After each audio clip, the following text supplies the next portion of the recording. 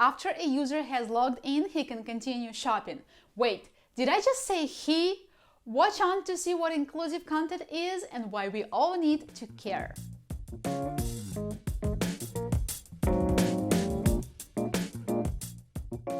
Hi there, my name is Katina. Every week I share useful tips and insights on content marketing and writing. Subscribe to this channel so you don't miss them. Look at the world today. Take fashion industry, for example. Online clothing stores where models are all white, thin and tall are quickly disappearing. I tend to shop on websites with plus-size models, models from every race and ethnicity, and models who look just like me. And honestly, I prefer these websites much better. The world gets more global and gets more diverse, physically, religiously, ethnically, and racially. Writing inclusive content is not just the right thing to do, it's a business need. Look, it's simple. You never know who will be reading your content, yet your messages need to resonate with people from all backgrounds, regardless of race, religion, gender identity, age, ability, or sexual orientation. To make your messages resonate, you need to carefully think about what words you use and how they will be received by a diverse audience. Writing that respects different groups of people connects with readers and makes the world a better place. Now, what exactly is inclusive content? I divide it into 5 categories: inclusive language, inclusive visuals, source and opinion diversity, accessible content, counter stereotypes. Let's unpack these components one by one. Inclusive language. To express yourself in a way that's inclusive, you need to carefully choose the words for your copy. This means you need to use respectful terms for physical disability or mental health, use positive, enabling language, avoid referencing age unless it's absolutely relevant, use neutral, non-gendered forms for professions, and avoid cultural racism. Let me give you a few examples. If you mention people who deal with physical, emotional, and mental challenges, you don't want to present them as victims.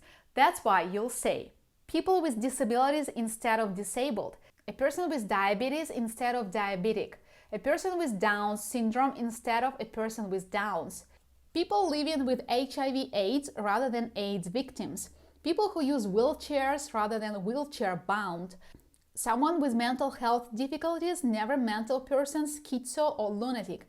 He was diagnosed with instead of he suffers from. If you talk about professions, use business person instead of businessman or businesswoman, firefighter instead of fireman, police officer instead of policeman or policewoman, work hours instead of man hours, first-year student instead of freshman, flight attendant instead of stewardess or steward, artificial instead of man-made, ancestors instead of forefathers.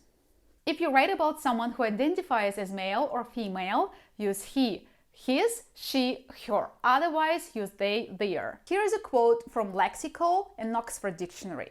In the past, people tended to use the pronouns he, his, him, or himself in situations like this. If your child is thinking about a gap year, he can get good advice from this website. A researcher has to be completely objective in his findings. Today, this approach is seen as outdated and sexist. Instead, you can use the plural pronouns they, them, their, etc., despite the fact that technically they are referring back to a singular noun. If your child is thinking about a gap year, they can get good advice from this website. A researcher has to be completely objective in their findings. If you mention ethnic origins of someone or something, don't generalize it. This is Ecuadorian instead of this is South American. Indonesian food instead of Asian food. She grew up in Zimbabwe instead of she grew up in Africa. Don't use phrases like culturally deprived, economically disadvantaged, or underdeveloped. These phrases transmit a sense of superiority. Inclusive visuals. When you're choosing images for your blog posts or other marketing materials, think about how well they represent your target audience. Do you believe that your target audience consists of all white people? You might be wrong. In fact, 43% of 75 million millennials in the US identify themselves as African American, Hispanic, and Asian. Pick out images that show diversity. For example, let's say you're doing a search for photos that show a team meeting. Most likely, the first photo you find will show you a group of white people sitting in an office, like this. In this case, you need to dig a little deeper. Your goal is to represent all of your customers, not just one. Try adding terms like African American, gay, old, disabled, and you'll see more options, like this one. Source and opinion diversity. Inclusive content doesn't only have inclusive language and inclusive visuals. It also reflects diversity in your choice of sources, opinions, quotes, interviews, and so on. Your job as an author is to seek out diverse perspectives, especially those that are different from your own. You want to give voice to different perspectives and different cultures. Incorporate different sources of information. Feature experts and thought leaders from different backgrounds, of different races, genders, ethnicity, religion. Cover diverse and even conflicting viewpoints. All of this will make your content multi-perspectival and more complete, and will help people understand this complex world better. People pay more attention to content that speaks to their identity. The more sources, opinions, interviews you have in your content, the better chance you have to foster relationships with your readers. Accessibility. Your content needs to be accessible, which means it needs to be easy to consume for people with different abilities. Long-winded sentences, complex paragraphs, illegible fonts, little or no white space, few headers all drive people away from your website.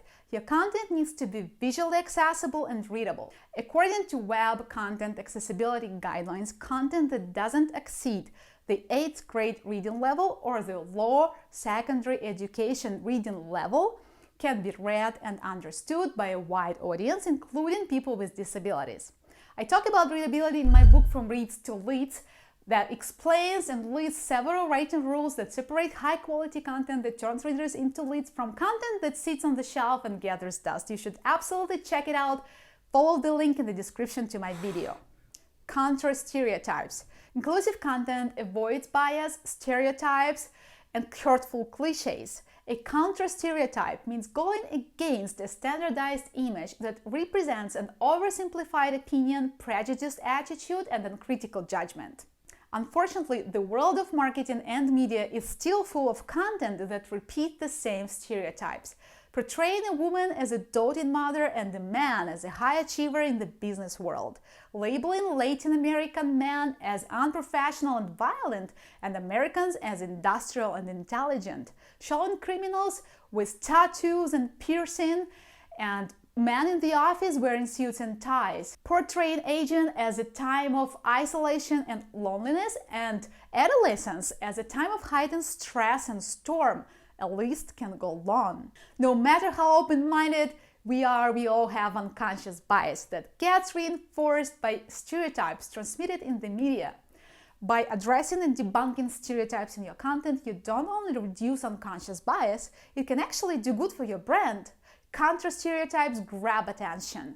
In the world of content marketing, where it gets harder and harder to cut through the noise, this is what we need. Let's look at a few examples of how you can address stereotypes in your content. A stereotypical business person looks like this, but in your content, they could look like this. Love doesn't necessarily need to be a heart or a heart-shaped balloon. It can also be this. Healthy lifestyle doesn't have to look like this. It can also be this. Inclusive content gives you a chance to change old habits and reach people in new, different ways. I hope this video has inspired you to write content with empathy, respect, and compassion. I'll see you next time with a new video. Thank you for watching. Я Катерина. Пока-пока.